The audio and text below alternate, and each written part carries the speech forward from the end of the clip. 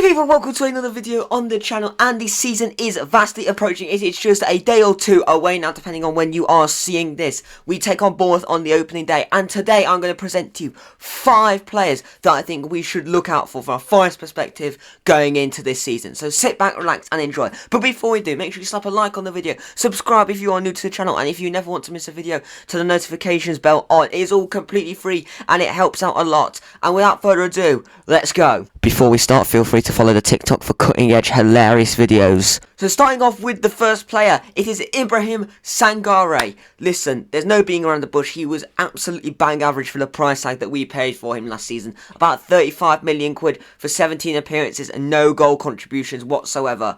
He was linked with a move to Galatasaray in the summer. He did stay. I don't think that materialised, or I'm not sure if that deal had any legs to it whatsoever.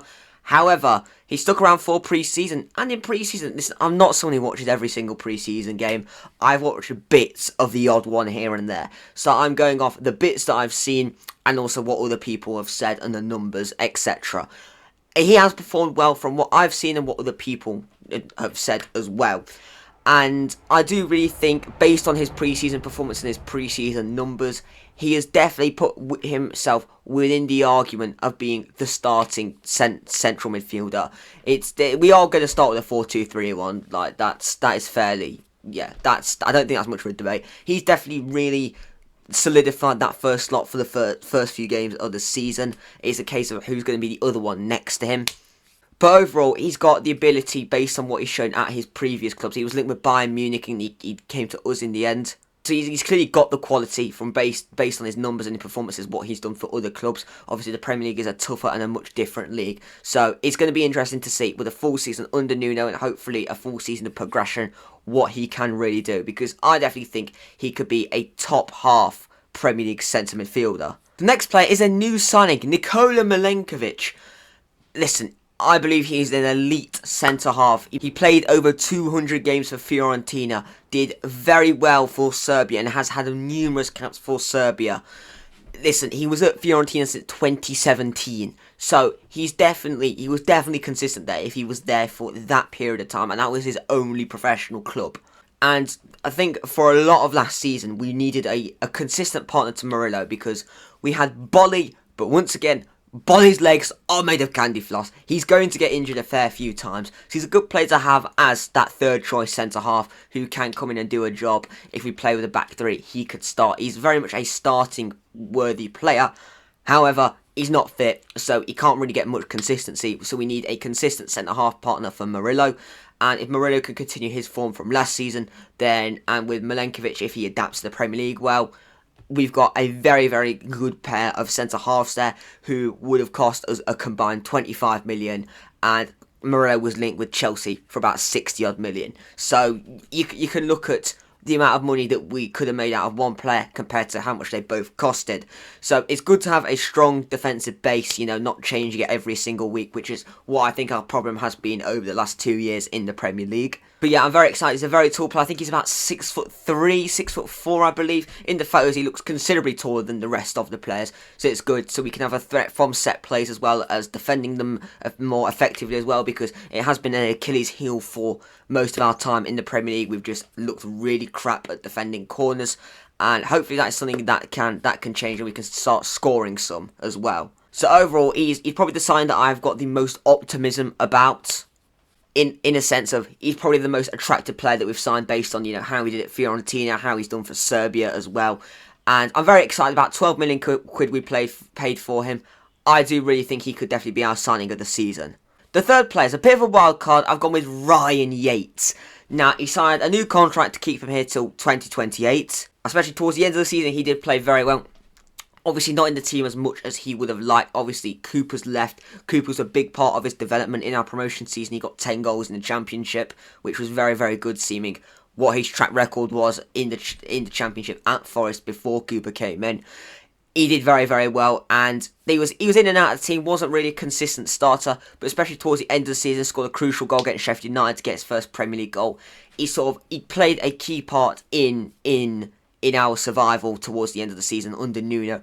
I also think it's important to have a player that has come through the ranks and developed into a seasoned pro in the main squad at least. Sort of if you look at say, more successful teams that have been promoted from the Championship in Villa. You've got Jacob Ramsey's there, John McGinn's there. John McGinn's been there since they were like mid-table in the Championship. So that is sort of what I would like to see Ryan Yates become, is someone similar to, say, a John McGinn, because I don't think Worrell's going to be here for ages, as much as he's not been sold or loaned out yet.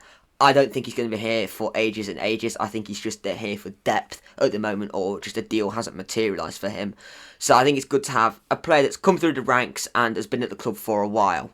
And also, if he can really find that role, then I really do think he could really make a case for himself being that second central midfielder.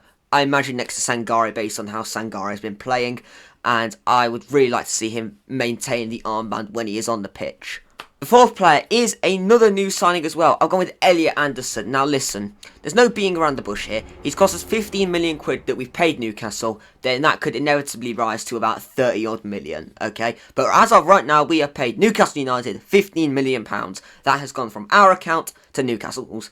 40 million has not gone out. If, like, it's mental how, like, little these so-called, you know, football journalists and football wafflers, quite frankly, know. All it takes is a little bit of reading, a paragraph of reading, to see that it's 15 million that could eventually rise to 40. There's not a guarantee, because nobody really knows what the exact add-ons are. It's similar to Morgan Gibbs-White's deal that we paid about 25 million for, which could have eventually rose to 40. Okay, so right now it's 15 million. And I think he wasn't really playing much for Newcastle. Yeah, he only got, 2 assists in about 15, 20 games. So, again, very few of those were starts. It was, like, very, just sort of chucked on. I do think with some consistency as well, he's going to be fighting for sort of a number 8 position. I don't see him making the number 10 position unless Gibbs-White gets injured, and I think it's good that we've got an element of depth. He can play pretty much anywhere in the midfield, which is a very handy player to have. If he's not starting, then he can definitely fill in the gaps if we get any injury, suspensions, etc. And from pre-season as well, he has shown a lot of heart and a lot of energy as well, and he's shown a lot of potential. Don't want to read into pre-season too much, because neither side are, fully 100% trying it. It's about building up fitness, getting used to match preparation, and trying new systems and tactics and all that, really. So that's what pre-season is about. I don't really read into it too much, because we beat Olympiacos 4-3 doesn't mean we're going to finish 10th in the Premier League or anything, or just because we lost 1-0 to a Spanish side doesn't mean we're going to finish in the relegation zone. It's just about fitness and building it up, in my eyes. So, but it's pretty much all we can go off when it comes to seeing new signings as well. So it's a good thing to have to look at, but it's also, some people can take it, more seriously than others. And the fifth and final player is Hudson-Odoi. Listen, he had a very good season last season. He had 34 games, 8 goals and 2 assists across all competitions. Very good numbers, especially when I particularly think came when Nuno came in. As soon as he really found the confidence to take on his man and cut inside and have shots, I feel like that was really when we saw him improve and become what it looked like Chelsea had in about 2020 sort of time. But especially under Cooper and for periods under Nuno as well, he just sort of would run at teams and then sort of just cut back and pass it. Whereas he found the confidence, particularly towards like the last 5, 6, 7 games of the season, he really came into his own and he showed the high ceiling. He's also, getting to groups with what is a new team. It is the first club that he's been permanently at since Chelsea. He was out on loan at Bayer Leverkusen. He's been out on loans here and there, but it's finally where he's got like a proper home. And I really do think that has shown, especially towards the end of the season, with his confidence. And I think a full season of that, it showed when he's been linked with Tottenham. I think that would have been an absolutely career suicide to go after one pretty good season to then jump to he would have been a rotation player at Tottenham. That would have been an awful move for him. He's to stay where he's going to get regular football, which I do think he's going to get us, despite us signing a couple of wingers for backup. I think that keeps him on his toes, keeps the competitive nature up as well. And I think if he can maintain the form that he had, particularly towards the end of last season, I think he will definitely make that left wing spot his own. But thank you all for watching. Those are my 5 players that I think we should look out for next season. Thank you all for watching. Make sure you smash a like on the video. Subscribe if you are new. Follow me on TikTok, linked in the description. And I'll see you all very soon. Goodbye.